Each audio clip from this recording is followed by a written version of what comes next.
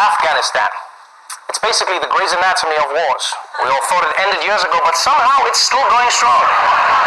And now, with the war in its 18th year, we're learning for the first time how badly Americans have been played.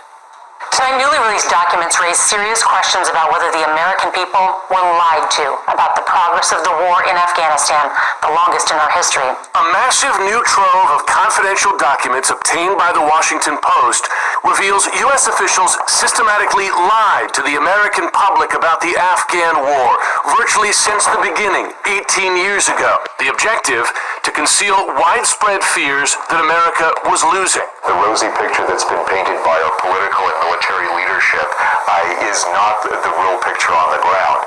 Yes, for 18 years, the American government has been painting a rosy picture, telling Americans everything has been going great in Afghanistan, when in reality, it's a total shit show. It's basically the technique every failing couple uses on Instagram. You know, it's just like hashtag date night, hashtag couple goals, send. It's like, are you done with your phone now? Well, if you didn't smile so shitty, I wouldn't have to take so many pictures, you dick. I hate you. I hate you more. Let's do one more in portrait mode. But yes, we're now learning from this bombshell Washington Post expose that the government manipulated every detail about the war in Afghanistan. They used numbers they couldn't back up. They hyped small successes when they knew the big picture was getting worse. And they even tried to spin suicide bombings as a sign of success, which is confidence, if nothing else. You know, it's like making a Tinder profile that says, you know I'm a catch because I have my own room in my mommy's basement. Swipe right. Now, it's not unusual for governments to try and make things seem like they're going well in the war when they aren't. But what makes the story even more egregious was that they lied about even having a plan. It's as blunt as can be.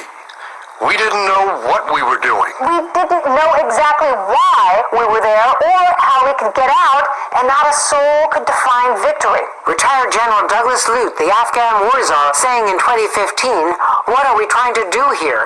We didn't have the foggiest notion of what we were undertaking." We didn't have a strategy. We didn't even know who the enemy was. Who were we there to fight? Wow.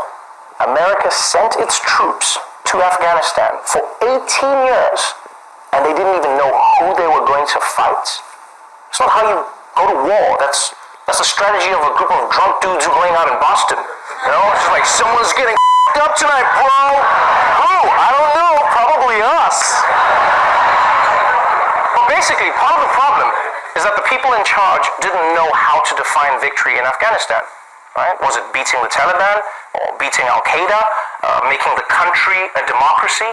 And if you don't know how to end it, then you should just wrap it up and get out. You know, like they did with Game of Thrones. She's dead, he's gone, the bird kid is king. Roll the credits, take the money, let's go.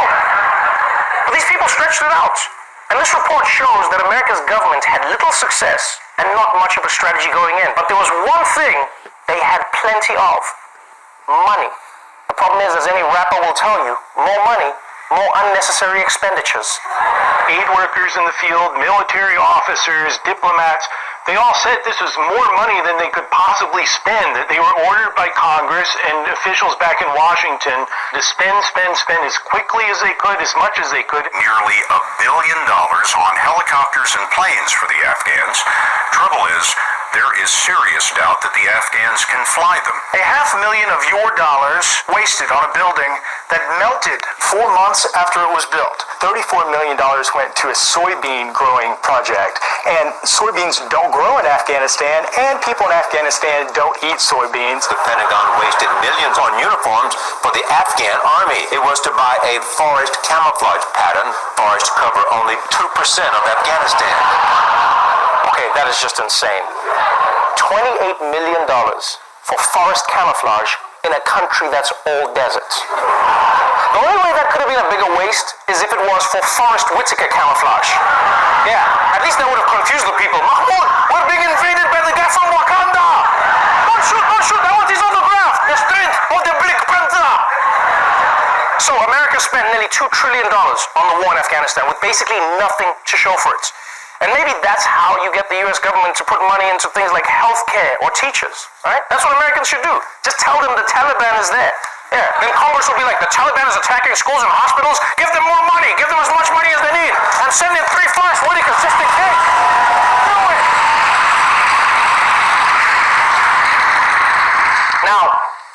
might be thinking, who did this to us, Trevor? Who can we be mad at? Is it Trump? Is it Bush? Is it Obama? Because I don't want to say anything, but I think he's black. Well, actually, the answer is all of the above.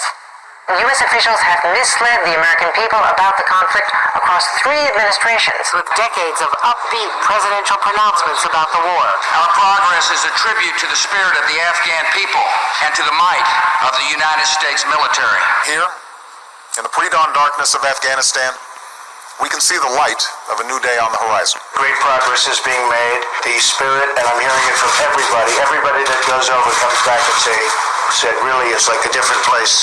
Yeah, it turns out that Bush, Obama, and Trump all did their part to exaggerate America's success in Afghanistan. And I guess that's the silver lining in the story. In a country increasingly divided every day, it's nice to learn that there's one issue that brings America's leaders together: lying about war.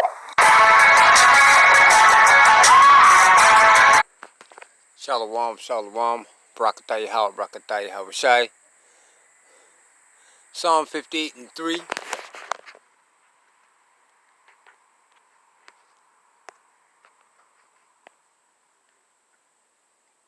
Psalm 58 and 3 is to the wicked. Who is the wicked? Esau, Edom. Who's Esau, Edom? Esau, Edom took the children of Israel into slavery pursuant to Deuteronomy 28:48, Psalm 58 and 3.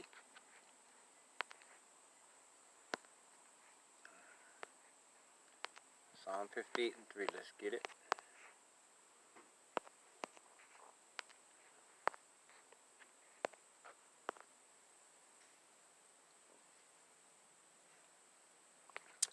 The wicked are estranged from the womb. They go astray as soon as they be born, speaking lies. That entire 6 minutes of video was nothing but what? Lies. That's all it was. Who's the wicked? Malachi 1:4.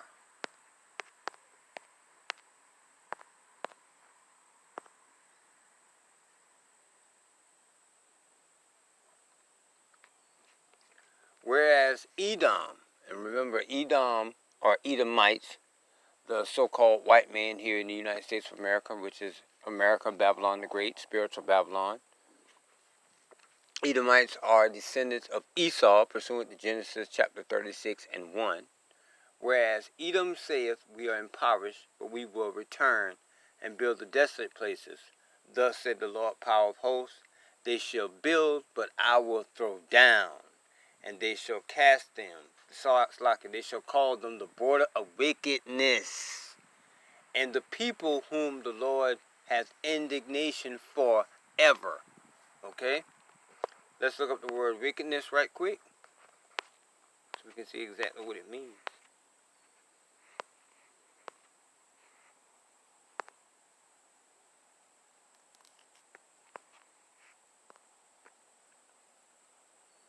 Wrong, fault. Wickedness, guilt.